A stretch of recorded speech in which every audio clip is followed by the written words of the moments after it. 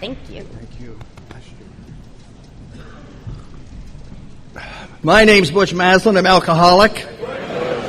My sobriety date, September the 21st, 1989. My home group is the Three Legacies group, and I am happy to be here. I'll be happier in an hour, but I'm happy to be here.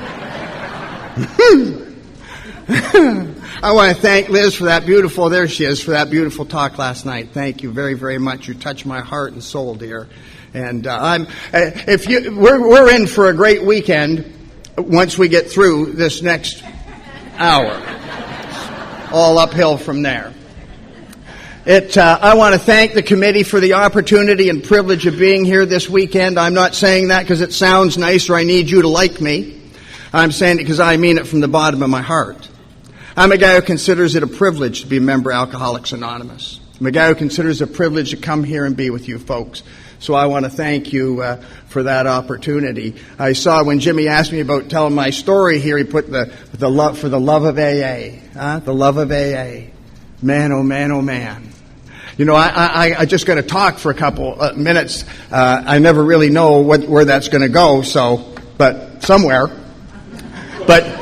But Billy took me today up to Stepping Stones, and what a beautiful experience. Your people are blessed to have that right in your backyard, and we got to go there and sit at the table where Bill and Ebby sat, and to sit at the desk where Bill wrote our traditions, and man, oh man, I'm full already. I'm full. I could have just went home from there, and some of you will wish I had, but I'm good to be here. I know you don't have any selfish alcoholics in the United States. But Murray, we got a lot of selfish alcoholics in Canada. A lot of selfish alcoholics. And it's easy for me to come to a beautiful weekend like this. You know, like this thing just didn't happen overnight. There's been people planning this throughout the year. There were people here before you and I got here setting things up. There will be people who will give up their weekends to sit at registration. People who will be here at cleaning up and after you and I are gone. And it's very, very easy for me to come to an event sometimes and take that for granted and come and have a wonderful weekend and go home. So I want to thank the committee and the people who put this on from the bottom of my heart. From the bottom of my heart of your service. I've always been much more impressed by what I see you do rather than what I hear you say. I've always had the ability to sound better than I really am, including tonight.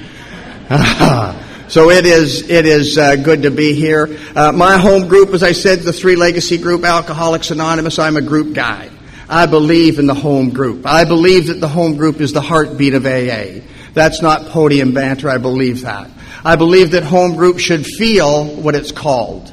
That when I go into my home group on a Monday and Thursday night, I feel like I'm home. I used to say I belong to the best group in the world. I don't say that any longer. I find it arrogant of me. But I belong to a strong group, Alcoholics Anonymous. I belong to a group where all three legacies are in place, where personal recovery is there, where we study and teach our 12 steps out of our basic text. But there's more.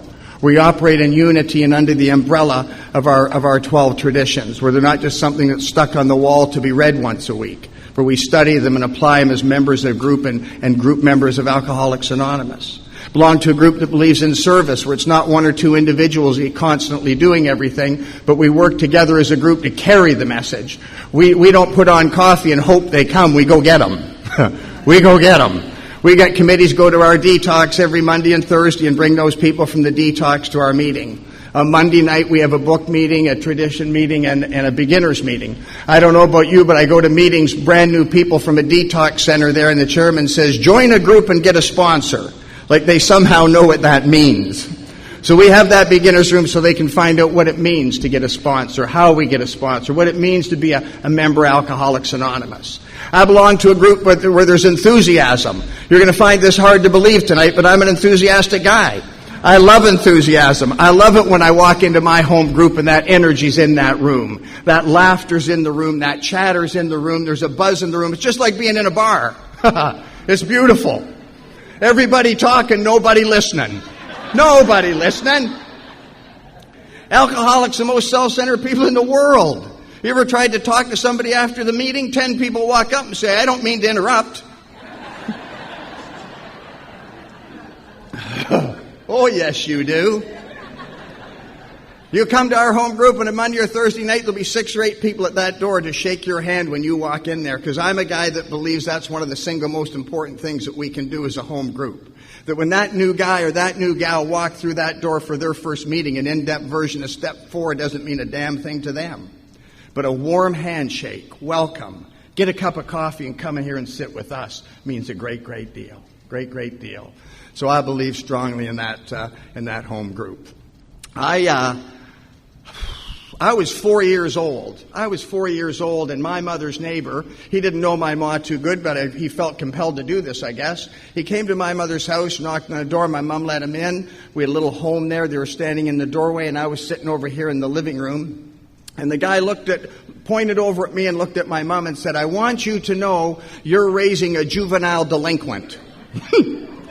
I'm 4 years old, for God's sakes. This guy's called me a juvenile delinquent. Now, I got to tell you this, that guy turned out to be a prophet. He was a prophet, that guy. I'm 10, 11 years old. I don't know. I'm in a classroom at school, and the teacher announces there's going to be a walk-a-thon where you get people to pledge money and you walk a lot of miles and the poor people get the money.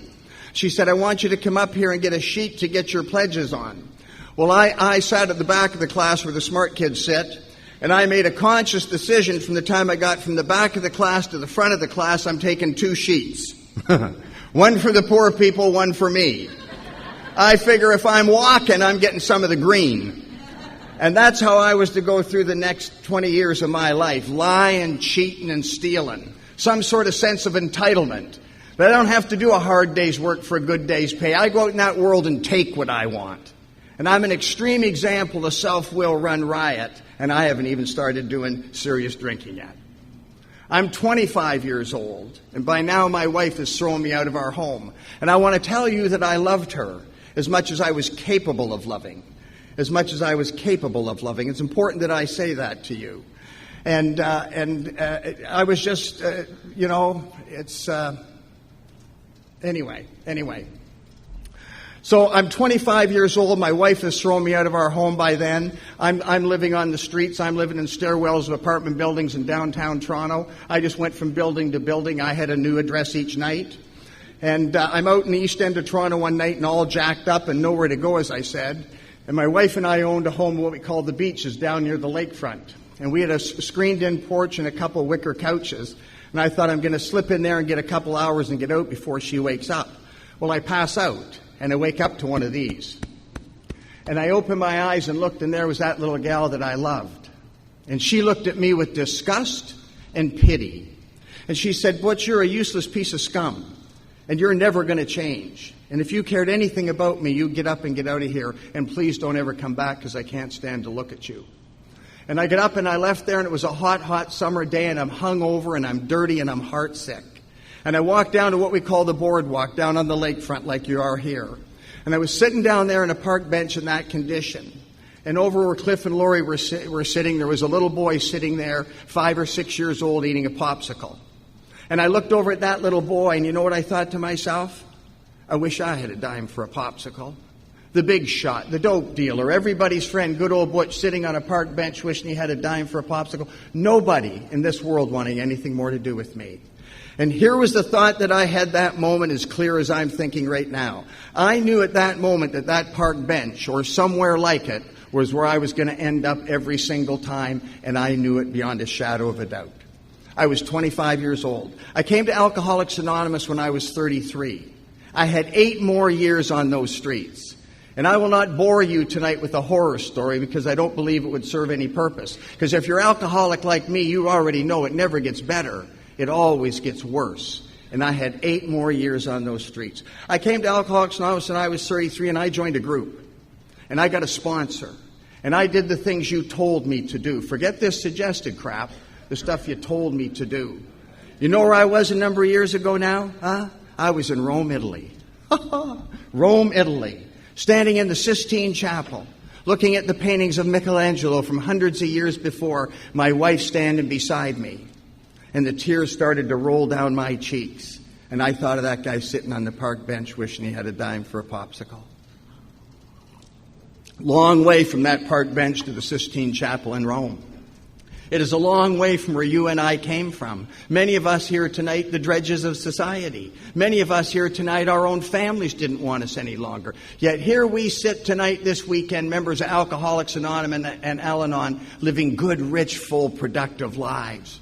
How do we get from where we sit this weekend? How does that happen for you and I? Because it's not supposed to. But you know how it happens, don't you? It happens one way and only one way. And that is through the grace of God. Through a loving God that you introduced me to through the 12 Steps Alcoholics Anonymous and a fellowship called Alcoholics Anonymous. You sure want to believe I'm grateful to be here and be a part of this society. I started to drink at an early age. I hear people talk about dysfunctional families. They came from a dysfunctional family. I said to my sponsor one time, I said, Bob, you think I came from a dysfunctional family? He said, you were in it. Cruel sponsor. Huh? I don't know if I came from a dysfunctional family or not, but I'll tell you this, there was a lot of drinking in my home. Always on the weekend there was a party. And as a little boy, they'd let me play bartender. I could take them beers and take away the empties. They'd let me have sweets. They'd say, isn't he cute? And I loved that attention. So I started to drink when I was 4 years old. Now, I wasn't a daily drinker when I was 4. My allowance wouldn't allow it. I actively sought out alcohol, 12 years old, 13 years old. I got a guy to go into a liquor store, get us a couple bottles of wine. I was going to be a wine connoisseur. 2 bottles of Old Sailor. I think that's comparable to what you call Thunderbird in your country. Huh? Come alive for $1.05. And I'll tell you, any wine I ever drank had a cap, not a cork. We drank that wine, got drunk, puked, and passed out, and that was the end of my social drinking. All downhill from there. Now, I don't know if you have this here in New Jersey or not, but I go to some meetings at home sometimes, and I hear some people in these meetings say things like this. I came to Alcoholics Anonymous hoping Alcoholics Anonymous was going to help me become a social drinker. You heard that, Don? Huh? Came to Alcoholics Anonymous hoping Alcoholics Anonymous was going to help them be a social drinker. Let me tell you tonight, I didn't want to be a social drinker when I drank. I don't want to be a social drinker tonight. I don't particularly like social drinkers. I find them weird. Weird. You ever watch a social drinker? They let the ice melt in their glass. That's alcohol abuse right there. You ever drink with a social drinker? It's enough to make you puke, isn't it? You're having a few scoots. Would you like another one? Oh, no thanks. Starting to feel it. Really? I thought that's when you put it in overdrive. Social drinkers. Now, I got to tell you right now, my beautiful wife, Dee, Mari knows my beautiful wife real good. She's at home right now praying for me. Or for you. But my wife, Dee's a social drinker. And I'm at home a little while ago, Don. We have an open concept home in our house. And Dee's in the kitchen, and she's got a bottle of wine on the counter with a funnel in it. I thought, what's she doing with that funnel? So I watched her. She took a glass of wine and started to pour it in that funnel. And I said to her, hey, what are you doing over there? And she says to me, I put too much in the glass. I said, don't you ever do that again. I'll divorce you. Social drinker. I'm a barroom drinker. I don't identify with closet alcoholics. Doesn't mean they're not alcoholic. Just drank differently than me. Yeah, Billy, you know those people that get the bottle, go in and lock the door, put on the country western music? I don't identify. Barroom drinker. Love them. Love it. I love bars. I like opening the door to a bar. That smoke it billowed out, the tinkle of glass, the smell of stale urine. I love it. I love it. I love it. You got many more there than we got in Canada, huh, Murray? I call them juke joints, those divey, scuzzy little rat hole joints. You got a bunch around here. I saw them. Beautiful. I like driving by them. It feels good. Huh? Those divey little joints, huh? With that little sign. I like neon. When I was drinking, I still like neon. That's why I stay out of those casinos. They're not good for guys like me. And I got to tell you, thank God I never tried to stop drinking in your country. I love drinking here.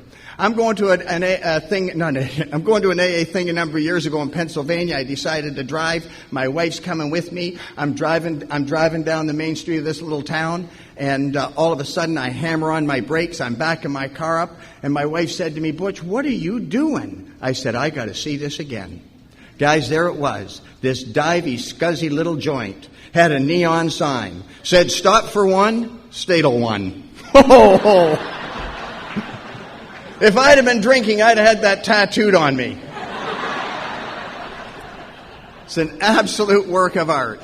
Anyway, I'm not going to talk any more about my drinking tonight. Can I just quickly ask, anybody here for their first conference here? Whoa, look at them all. Welcome. Welcome to Alcoholics Anonymous. Welcome to Alcoholics Anonymous. Welcome to Alcoholics Anonymous. So I'm not going to talk any more about my drinking, but I quickly want to share with you what drinking does for an alcoholic of my type, and particularly the folks here that are new here tonight. And the things I'm going to share with you, I did not know this when it was happening. I saw it in inventory. I saw it as you took me back through my life and helped me see my life honestly for the very first time ever. For the very first time ever. But as I look back today, I remember being a young kid in school. I'd be in that classroom, the teacher would be at the front of the room, and she'd ask a question. And she'd start looking around that room to see who she was going to ask that question. And my head would go down like this, oh, Jesus. Because I knew if she made eye contact with me, she's going to ask me to answer the question, and I don't want to answer the question. Doesn't even matter if I know the answer to the question, I don't want to answer the question. Every decision I made in my life was based on fear. Most of it unfounded and ungrounded. I'd have to go to school. When I went to school, I don't know if they still have it, book report. I'd have to get up in front of that whole class full of kids. I'd say to my mom in the morning, Ma, I'm sick. I've been puking all night. Please don't make me go. Because I want to tell you that I'd be terrified at the thought of getting up in front of that classroom full of kids. That evil thread of our existence shot through with it. That was me. Fear dictated what I did, where I went, and how I did it. And I didn't even have a clue. Didn't even have a clue that I had it. We talk an awful lot. Let's discuss resentments tonight. I prefer to call it hate. Hate. I know you're not that sick here in New Jersey, but in Canada we're hate. I'm the type of alcoholic. I'm driving my car. I'm at a red light, and I'm on the nod by now. That light would turn green, and the guy behind me lays on his horn. Whoa, I almost go through the roof of my car. I want to get out of my car, go back there, open his door, drag him out by his throat, take a crowbar, and crack his skull open. I know you nice people never thought thoughts like that, but I do. I ain't talking anger management here. I'm talking rage. I'm talking the kind of anger that you don't have 10 minutes before and you don't have 10 minutes after. But I have an anger inside of me that comes out every now and then that I can't control. And I say things or do things to people I never wanted to say or do. And do you want to know who takes the brunt of my rage? The people who love me. It happens behind closed doors. Because you see, I'm a guy who's constantly seeking your approval. So you don't display that anger there. You keep it for the people's whose approval you think you already have. Lonely. I'm standing at a subway platform in downtown Toronto on a Saturday night all jacked up, and a train pulls up and the doors open, and a young couple my age get off that train holding hands and walk off into the night laughing and smiling. And I looked at that couple and I felt like crying. I thought, why can't I be like those people?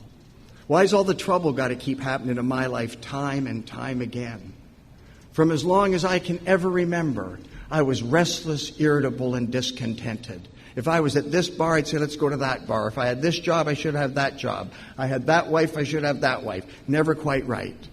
And I'll tell you, I have a couple double vodkas, and it was just like, whew. And those sweaty hands would go away, that knot in my stomach was gone, the rage subsides, the loneliness vanishes. And at that moment, everything in my life is absolutely perfect. Absolutely perfect. But I'm alcoholic. I'm alcoholic. Something happens to me that doesn't happen to the non-alcoholic when I drink. See, I didn't have a clue that when I drank, all of that went away. And I got an immediate, not in 28 days, an immediate sense of ease and comfort. And that's why I drink whiskey, because I like the effects it produces. But again, I'm that alcoholic, that craving start. I'd end up drinking 60 ounces of vodka. I'd smash up a car.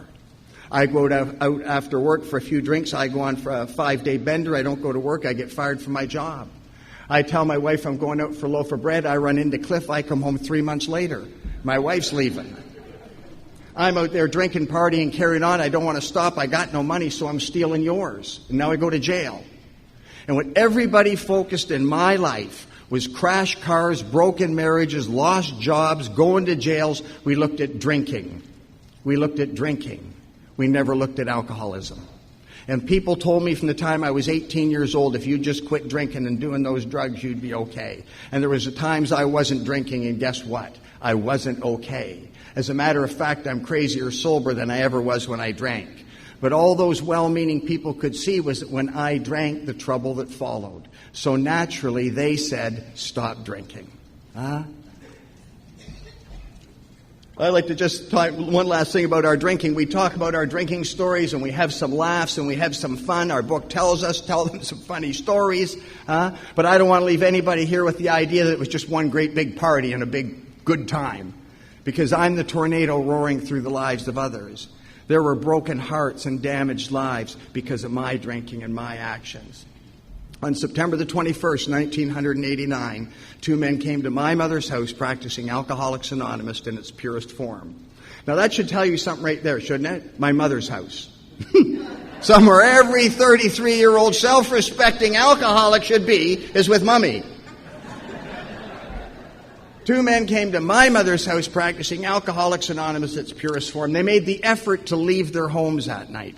They drove to my mother's house, came to my mother's house, and talked to me about their drinking.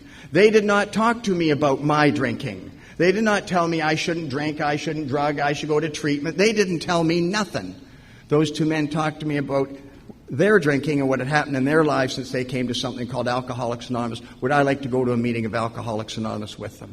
I was a helpless, hopeless, chronic alcoholic. I've been running the streets drinking whiskey and sticking needles in my arm since I was 13 years old. And those two men came to my mother's house that night, took me to my first meeting, Alcoholics Anonymous. I've been with you ever since that night.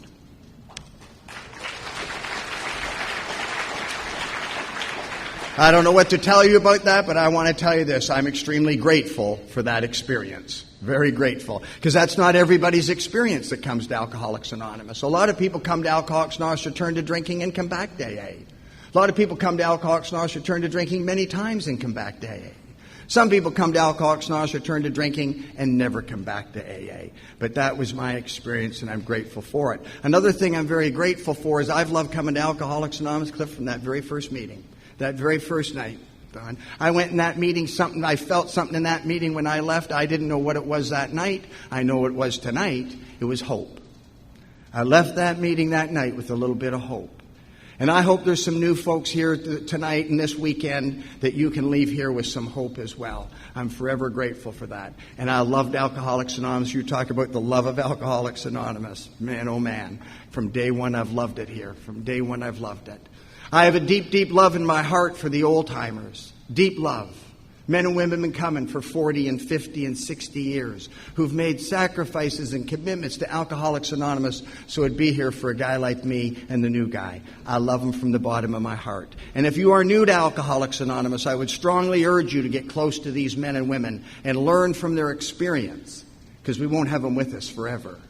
And I had some giants come into my life, none more than my own sponsor, the late. I've heard people say you should never put people on pedestals. Well, you do what you need to do. But let me tell you something. I have some people on pedestals, giants in our program, a number of them right in this room this weekend. Never for a moment have I lost sight of their humanness.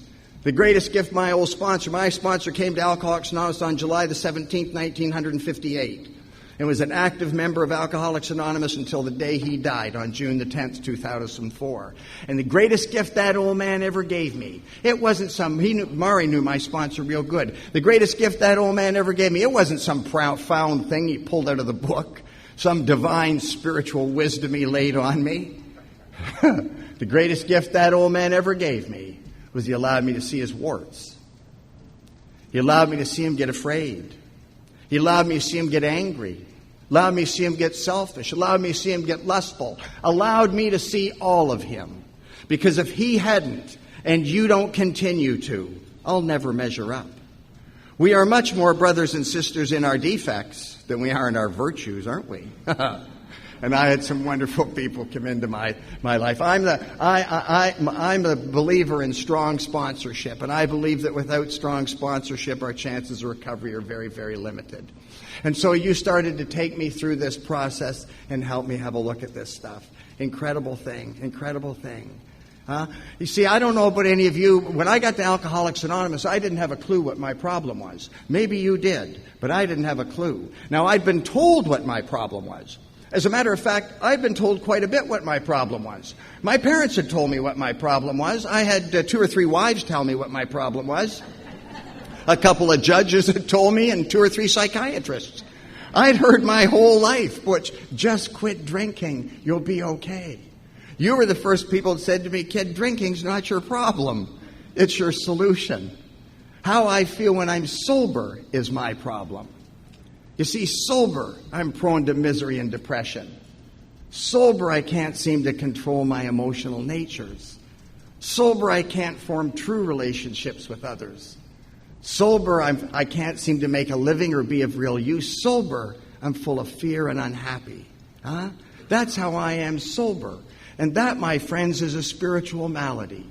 And an alcoholic of my type not drinking and not treating that malady and sitting in AA meetings does not treat that malady. The meetings are where the fellowship is. The meetings are where the solution is. The 12 Steps Alcoholics Anonymous treat that malady. And an alcoholic of my type not drinking and not treating that sober, I will get so uncomfortable that eventually I have to do one of 2 things. I don't have a choice. I've lost the power in choice.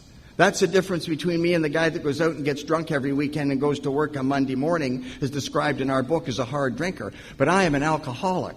I've lost the power of choice. And so I'll get so uncomfortable I either have to drink again or blow my brains out. You hearing that ringing? I'm just checking. A lot of acid. A lot of acid. Most of us drink again, but we all know somebody who's paid the supreme price, don't we? Didn't have a clue. Selfishness and self-centeredness, that you told me was the root of my troubles. The root. There was a lot of obvious troubles in my life, but underlying all of that, selfishness and self-centeredness. And you told me above everything, I must be rid of it or else it kill me. And there seems no way of getting rid of it without God's help. And that, you told me, is the purpose of our 12 steps in our program. Through some actions that I take and some principles I try to live by, I can get connected to a power that would solve my problem. I thank God for that sponsorship. I thank God that they helped me understand. You took me through. I'm not going to do this. We're going to hear about it all week from some wonderful people. But that inventory, I go to meetings sometimes and they're on that 4th step and you'd think it's some sort of a confessional step. Some sort of a confessional. You taught me it was a fact-finding mission. Fact-finding. You see, I don't deal in facts. I deal in delusion. I, at different times, cannot differentiate the truth from the false, drunk or sober. And you told me that inventory was a fact-finding process because self is what's killing me. And that, you wanted me to see how self manifests in my life in many different ways and blocks me from that power. Fact-finding mission. And you took me through that. And you took me through the rest of the things. You took me through restitution. I think Don's talking about that. You know, incredible gift for me. That amends process. Very freeing for a guy who'd been wrapped in self his entire life. I don't know about any of you, but I'm going to tell you, for me, my entire life, before coming to Alcoholics Anonymous, for a long time in Alcoholics Anonymous, and today if I'm not in fit spiritual condition, the first thing I did with every person I ever met, I immediately sized myself up. I do it without even knowing I'm doing it. It's as natural to me as breathing.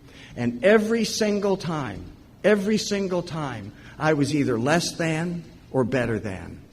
But not one single time was I ever the same as. And because of this process, because of inventory, because of amends, because of all this, today I can just be a member of Alcoholics Anonymous, no better than and no less than. Today I can just be one of God's kids, same as you. That is a freeing experience for a guy who'd been wrapped in self his entire life. Incredible. And then the great thing is you introduced me to a loving God. When I come to Alcoholics Anonymous, I was not a disbeliever. If you'd have asked me, do you believe in God when I came here, I would have said to you, yes, I do. It had as much meaning in my life as the price of coffee beans in Brazil tonight, but I wasn't a disbeliever. And if you'd have asked me about God, I would have said to you, God's way up in heaven. And he's got long hair and a big beard and a big stick. Charlton Heston. For you younger people, that was an actor. And if you were good, good things happen, and if you were bad, bad things happen. Huh? Chuck Chamberlain used to say that we have one problem and only one problem. That's all we got, you and I, is one problem. From that one problem come a lot of other problems, but we just have that. And that one problem was a conscious separation from God. A conscious separation from God. Well, if God's way up there and I'm down here, have you ever heard more of a conscious separation in your life? You were the first people that said to me, no, kid, no. Deep down inside of every man, woman, and child is the fundamental of God. And in the final analysis, it's only there that he can be found. And the central fact of my life, the great reality, is my Creator has entered my heart and lives in a way that is indeed miraculous. You introduced me to that God. I will be for eternally grateful for that. Don't you love our book? That's sort of a stupid thing to say here, isn't it? Of course you love our book. But don't you love it? I believe that our book is a spiritual vortex. What's he talking about now? A spiritual vortex. I believe it doesn't matter how long I'm sober. It doesn't matter what I do. It doesn't matter how many guys none of that. I can open that book at a given time and read a couple of paragraphs, and I will see that in a way that I have never seen it before. There is no end to spirit. It is endless. It is endless. And I love Bill's writing. I love where Bill says that we will suddenly realize that God is doing for us what we could never do for ourselves. I know many of you know what I'm talking about. If you don't, I pray God you stay here till you do. But you know that time? You know that moment where you hear something or you read something, and you fill up and you know. You know, I come to be with you many times, weekends and stuff like this. And I get up early in the morning. I like to come to be a part of the conference, and I get all my gear together. And I'm 45 minutes from the airport, and I get in my car and I start to drive down that highway. And it's a beautiful sunny morning, and I'm coming to be with you. And I stick a little Leonard Skinner in, a little simple man, a little free bird. And I drive down that road, and I think of everything that you've done for me. I think of the life that I've had because of you, everything that you have done for my family. And I drive down that road, Don, and I'm telling you, the tears are pouring down my face. And for a brief moment, I am conscious of the presence of God. I am conscious of the presence of God. I felt that today at Stepping Stones. And I go from believing to knowing. And there's a big difference between believing and knowing. And then we are connected to that power. And it is an incredible thing in my life, that power of God. And you did that. And the great paradox, Alcoholics Anonymous, that if I want to keep all this, I got to give it away. That nothing ensures us immunity from drinking like intensive work with other alcoholics. When all else fails, this works. The occasional good deed is not enough. My very life as an ex-problem drinker depends upon my constant thought of others. Unless I continue to enlarge and perfect on my spiritual life through unselfish acts and helping others, I will surely drink when we hit those certain low spots. If there's anybody here tonight who's been here a year or two and everything in your life is going absolutely wonderful, buckle up.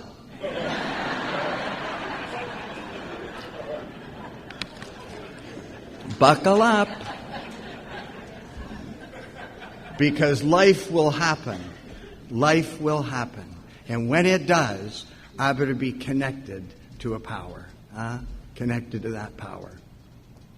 You know, everything that is good in my life is because of Alcoholics Anonymous. I know we got some new folks in that with us tonight. And we come and we tell our stories, and we want to bring a message of hope. We want to bring a message of hope. But we're not here. We don't want you to think that we come here and do 12 steps and then float off into Wonderland. Life still goes on. Life still goes on. A number of years ago, our 7-year-old granddaughter was diagnosed with leukemia. And she had to go to Children's Hospital for 5 months. and have chemotherapy and a spinal tap once a week. That little girl never complained one single time. Not one single time. And after 5 months, the cancer went away and Sarah came home. And about 3 months later, the cancer came back. And they said she has to come back to sick kids, and she's going to get the strongest chemo we have and the strongest radiation that we have, and she has to have a bone marrow transplant, and she has a 30% chance. She spent that time going through all of that. We didn't have a match for it. And so our son-in-law had a vasectomy. He had that reversed, that hopefully our daughter could get pregnant and the baby be a match, because the family member's a 25% chance of being a match. Nobody else in the family was. Odds would be good. Leah got pregnant and had that baby, and it wasn't a match. Baby wasn't a match. So they said, we're going to do a stem cell transplant. It's something newer that they're doing now. But it meant Sarah was going to be in isolation for 4 months and very, very sick. It wipes everything out of you.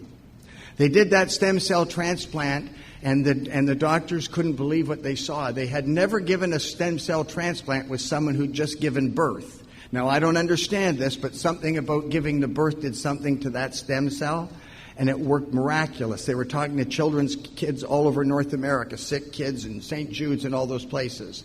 And Sarah wasn't in isolation 4 months. She was there 4 weeks and wasn't even sick, and came home. The cancer was gone. And 4 months later, the cancer came back again. And they said, there's no more treatment. You take your daughter home, and she has 6 months left. You make the best of it. And Sarah felt good in those months. Our granddaughter did a lot. Our granddaughter met Justin Bieber. Yeah. Our granddaughter heard Katy Perry. Our granddaughter drove a real race car. And in October, the Toronto Zoo brought reindeer, real reindeer, to the house and a Santa Claus, because she wasn't going to be here for Christmas, and she was there with those real reindeer. And 8 years ago, yesterday, we buried our 7-year-old granddaughter. She'd have been 15 now. Somebody said to me, Butch, you talk an awful lot about that God in these meetings. If there's a God, how did he let that happen to that little 7-year-old girl? That little girl never did anything to anybody. Why would he let that happen? And I said, God had absolutely nothing to do with Sarah passing. But the moment she passed, God had everything to do with that.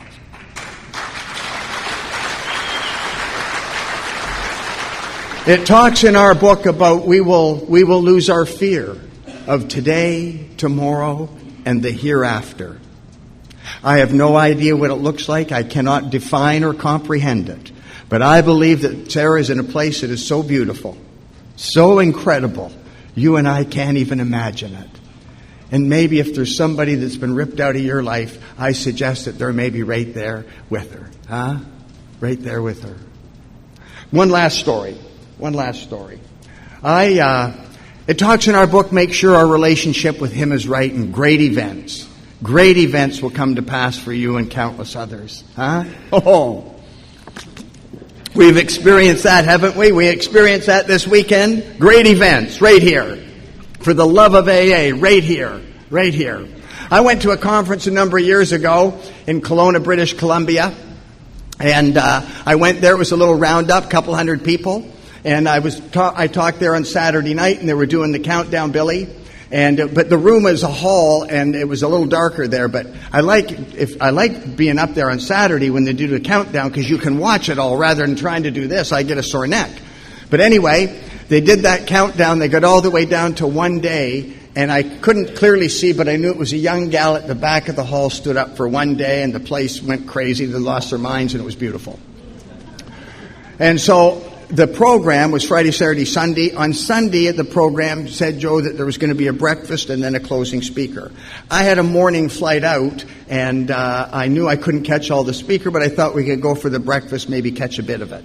So when we went there, I got a table near the door so we wouldn't interrupt the meeting while the meeting was going on when we had to leave. And we're sitting there, and the breakfast was just some tables with some bagels and fruit. I'm sitting there, and a young gal comes walking in with two little children in her hands. And when you looked at this girl, you knew she was new. and you could look and see that she had nothing. You could tell the way these kids and stuff were dressed. And it just ripped at my heart. Anyway, she came in and sat the kids down. She come walking over to me. She said, "Are you Butch?" I said, "Yes, I am." She said, "You talked to her last night?" I said, "Yes, I did." She said, "I'm the girl that got the book for the one day last night."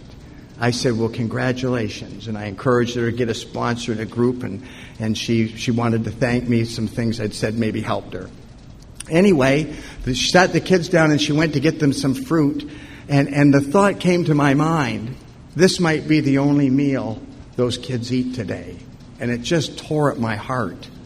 And I thought to myself, I'd like to help if I could. Maybe give her some money, maybe to help her out a bit. But I'm hemming and hawing, some old geezer giving the young gal money in the meeting. Still concerned at what you think of me, for God's sake. Incredible. Anyway, and just then the chairman started the meeting. And I thought maybe I wasn't supposed to do it. And we're there a few minutes into that, and then I had to go. I gave my guy the nudge. Well, just then the young gal gets up and goes out in the hall. I thought maybe this is my opportunity. So I said to the guy, "Go ahead, I'll be right with you." And I go out, and she's just coming in and stopped, and she thanked. And I put a $100 bill in her hand, and she saw it, and she started to sob. And she said, "You have no idea how much this will mean, not for her," she said, "for my children." She said, "I don't know how I could ever pay you back." I said, "You don't need to, but you stay here with us and do what we do, and maybe one day you can do the same thing for another girl." And I come home. Now, at that time, I'm not very technical still. Somebody said to me today, I had to get a charger, and they said, "Did you have an iPhone?" I said, I don't know. iPhone? I just gave up my BlackBerry last year. I did. It was traumatic. I bought 4 of them, Billy. 4. I had 4, and I ran out. No more. That was bad. So I didn't even know how to email then. My wife, Dee, would check my emails for me. I don't have anything to hide anymore. It's beautiful.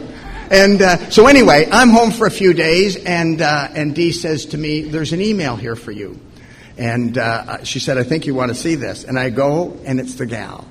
And she thanked me and that. She said, "I'm looking around to get an apartment that I hope I can get for me and my children." And she said, "I'm going to try and go back to school, and I would like to be a nurse one day," and that. And it was a nice thing.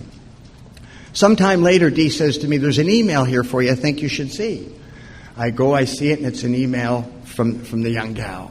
And she said, "I just wanted you to know, Butch, I wanted to thank you for what you did and help my children." And she said, "I just wanted you to know I have an apartment, and my children are with me, and I'm back in school, and on Tuesday I'm going to get my 1-year medallion. Great events will come to pass." Just before COVID, a little ways or a while ago, and more than that even, I was there with Don. I got a call, "Can you come to Kelowna, British Columbia for our conference?" I said, the date was empty. "Yes, I can." So I go out there. And before I go, Dee says to me, "Do you think that young gal will be there?" I said, "Well, probably a 90% chance, no. That's the nature of our illness. This thing is cunning, baffling, and powerful." I said, "But you never know. Maybe." So I get out there to that conference and we're in the hall. Don's there that night. And a gal come walking up to me. She said, "Are you Butch?" I said, "Yes, I am."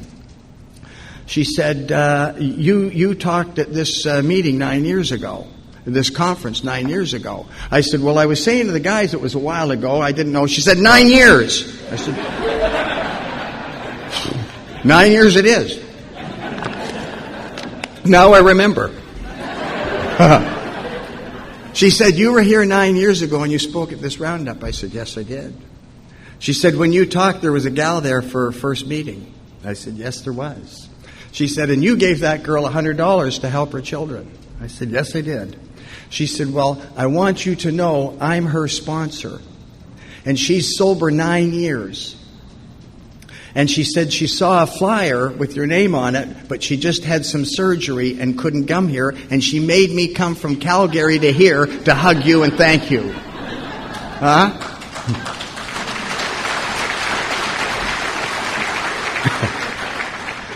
I got home from that conference, Billy, and about a week later, there was a letter for me from Calgary.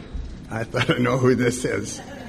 And I opened that letter up, and there was a nice note to me and a picture of her and her 2 children at graduation, and a nice note. And then there was a folded piece of paper.